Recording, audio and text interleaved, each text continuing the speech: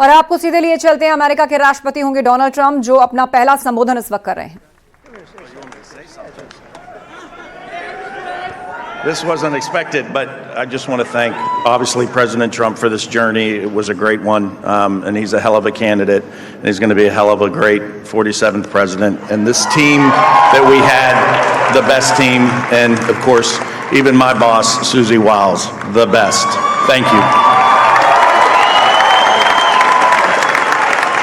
Thank you, and thank you, Susie. Look at her, she's shy. I've never seen her be shy before. Susie. They're great. Everybody up here is great. Everybody up here is very special. But the Trump, who did you say? Oh, let me tell you, we have a new star. A star is born, Elon. Now he is. Now he's an amazing guy. We were sitting together tonight. You know, he spent 2 weeks in Philadelphia and different parts of Pennsylvania, campaigning. You know, he sent the rocket up 2 weeks ago, and I saw that rocket, and I saw it coming down. I saw it. It was, when it left, it was beautiful, shiny white. When it came down, it didn't look so pretty. It was going 10,000 miles an hour, and it was burning like hell. I said, what happened to your paint job? He said, we've never made a paint that could withstand that kind of heat. And, but I saw it come down and turn around. And it was, you know, it's like 22 stories tall, by the way. It looks a little smaller than that, but it's big. And it came down, and you saw all that fire burning. And I'm saying, only Elon could do this. It must be an Elon. And I tell the story. I told it last night. I had a man on the phone. I had the screen muted, no sound. I was talking to a very important man, happens to be here. And that very important guy, one of the most important people in, I would say, the country, actually. But, you know, I was president, and now it looks like I was going to be maybe president again, so I figured I could ask him to hold. So I asked him to hold. And because, especially because you're going to be president again, they...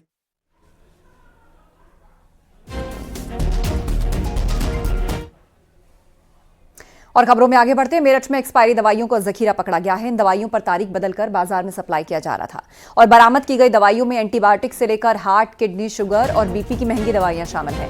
साथ ही godown में cough syrup और नशे की दवाइयां भी बरामद हुई हैं। जब्त की गई दवाइयों की कीमत करीब 35 लाख रुपए है। इनमें 2019 से लेकर अब तक की दवाइयों का स्टॉक है। छापा पड़ते ही आरोपी मौके से फरार हो गए और मौके से दवाइयों पर तारीख बदलने का सामान भी बरामद हुआ है। मामला सरधना क्षेत्र का है। मुखबिर की सूचना पर पुलिस ने एक मकान पर छापा मारा और आशंका है कि झोला छाप डॉक्टर्स और देहात इलाकों के मेडिकल स्टोर्स पर तारीख चेंज कर ये एक्सपायरी दवाएं बेची जा रही थी। और इस कार्रवाई के दौरान मेरठ के खैर नगर की लक्ष्मी फार्मा पर भी छापेमारी की गई। बताया जा रहा है कि जीएसटी चोरी का मामला भी सामने आया। ड्रग विभाग मामले की जांच कर रहा है। व्यापारी नेताओं ने इस मामले में गैर इरादतन हत्या का मुकदमा दर्ज करने की मांग की। हमने एक पत्र मुख्यमंत्री श्री माननीय योगी आदित्यनाथ जी को लिखा था, जिसमें विभिन्न दवाइयों की अलग अलग एमआरपी थी। वह काफ़ी दवाइयाँ सिर्फ ऐसी थी जो संबंधित स्टोर, नर्सिंग होम या डॉक्टर के क्लिनिक में मिलती थी। उसको माननीय मुख्यमंत्री जी ने संज्ञान में लेते हुए अभी 22 नवंबर को एक आदेश पारित किया है कि अब कहीं भी मोनोपोली की दवाई नहीं होगी, ना ज़्यादा एमआरपी की दवाई बिकेंगी। हम इसके लिए मुख्यमंत्री जी का बहुत बहुत स्वागत करते हैं। वाराणसी में सिविल डिफेंस के डिप्टी कंट्रोलर के घर में लाश मिली है। नौकरानी के पहुंचने पर दरवाजा नहीं खोले जाने पर पुलिस को सूचना दी गई और मौके पर पहुंची पुलिस ने दरवाजे का लॉक तोड़ा तो कमरे में बिस्तर पर लाश मिली। फोरेंसिक टीम और डॉग स्क्वाड मौके पर पहुंचकर जांच में जुट गए। पहली नजर में हार्ट अटैक से मौत होने की बात सामने आई। थाना लालपुर पांडेपुर के गीतानगर कॉलोनी की यह घटना है। नोएडा में 1 करोड़ 30 लाख रुपए की साइबर ठगी का मामला सामने आया। निवेश में मोटे मुनाफे का झांसा देकर ठगी का आरोप है। इन ठगों ने आरोपी के स्टॉक मार्केट में निवेश के एक व्हाट्सएप ग्रुप से उसको जोड़ा। ग्रुप पर लोग इन्वेस्ट कर मुनाफे के स्क्रीनशॉट शेयर कर रहे थे। पीड़ित ने निवेश की इच्छा जताई तो उन्हें एक ऐप डाउनलोड कराया गया। पीड़ित ने मुनाफा कमाने के लिए 1 करोड़ 30 लाख रुपए इन्वेस्ट कर दिए। ऐप में पैसा बढ़ता हुआ दिख रहा था, लेकिन जब रुपए निकालने की कोशिश की तो रुपए नहीं निकले। पीड़ित ने अज्ञात ठगों के खिलाफ साइबर क्राइम थाने में शिकायत दर्ज कराई है।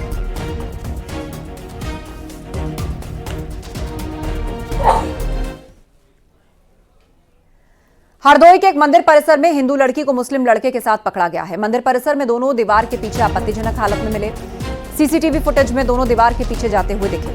पूछताछ में लड़के ने खुद का नाम शादाब बताया। शादाब शाहजहांपुर का रहने वाला है। लड़के को हिरासत में लेकर पुलिस मामले की जांच पड़ताल कर रही है।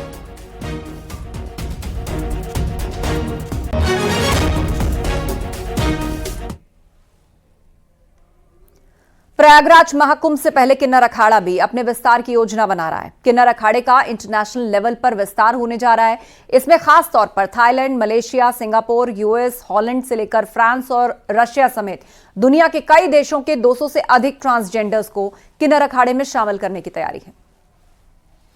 सबसे पहले आपको बधाई कि आप लगातार सनातन धर्म का प्रचार प्रसार कर रहे हैं। तमाम जो किन्नर थे, जो कि हिंदू धर्म, सनातन धर्म छोड़कर दूसरे धर्मों के लगे थे, उनकी घर वापसी कराई और आप इसका इंटरनेशनल स्तर पर विस्तार करने जा रहे हैं। क्या कार्य योजना है? मुझे सबसे पहले थाईलैंड बैंकॉक से लोगों का इंक्वायरी आई कि उनको किन्नर अखाड़ा वहाँ स्थापित करना है। उसके बाद हमें यूएस सैन फ्रांसिस्को से इंक्वायरी आई, हॉलैंड से इंक्वायरी आई, मलेशिया, सिंगापुर से इंक्वायरी आई। तो हम बड़े हर्षित हैं कि वहाँ के किन्नर समाज, क्योंकि किन्नर अखाड़ा मतलब इंग्लिश में कहा जाए तो ट्रांसजेंडरों का एक रिलीजियस कॉन्वेंट, ये पहला है और दुनिया में कहीं नहीं है। तो यही सुंदरता है हमारे सनातन धर्म की कि इतनी सुंदर तरीके से हमारे पूर्वजों ने किन्नरों को एक उपदेवता के स्थान पे बिठा के रखा था। एक सनातन धर्म में एक विशिष्ट उनका सम्मान है, आदर है, समाज में आदर है। प्रतापगढ़ में स्कूल से वापस आ रहे छात्र के साथ मारपीट की गई। गांव के 7 लोगों ने लाठी डंडे और लात घूंसों से बुरी तरह से मारपीट की।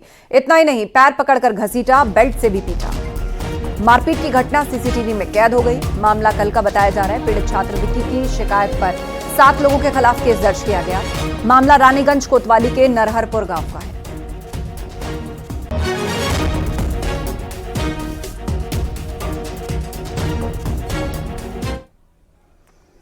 अमेठी में जमीन के विवाद में 2 पक्षों में खूनी संघर्ष हुआ। दोनों पक्षों में लाठी, डंडे, धारदार हथियार चले। कुल्हाड़ी लगने से एक ही परिवार के 3 लोग घायल हो गए। गंभीर हालत में एक बुजुर्ग को ट्रॉमा सेंटर रेफर किया गया। मारपीट का वीडियो सोशल मीडिया पर वायरल हो रहा है। पुलिस ने पीड़ित पक्ष की तहरीर पर 4 आरोपियों के खिलाफ मुकदमा दर्ज किया।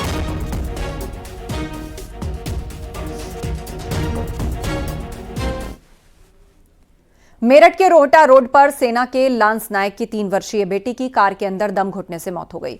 बच्ची को पड़ोसी सैन्यकर्मी घर से बाहर खेलते हुए घूमने के लिए कार में बैठाकर ले गया। बच्ची को कार में छोड़कर वो एक शराब पार्टी में बिजी हो गया। कार के काले शीशे होने की वजह से उस पर किसी की नजर नहीं पड़ी और पार्टी से आने के बाद पता चला कि उसकी मौत हो चुकी है। आरोपी बच्ची को छोड़कर ड्यूटी पर भाग गया। बच्ची की तलाश करते हुए परिजन कार तक पहुंचे और शीशा तोड़कर उसके शव को निकाला गया।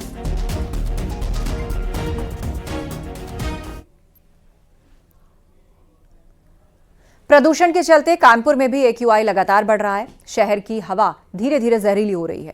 आलम यह है कि दिल्ली NCR के बाद कानपुर सबसे ज्यादा प्रदूषित शहर होता जा रहा है। यहां पर AQI 250 को पार कर गया, जिसके चलते अस्पतालों में मरीजों की संख्या बढ़ रही है।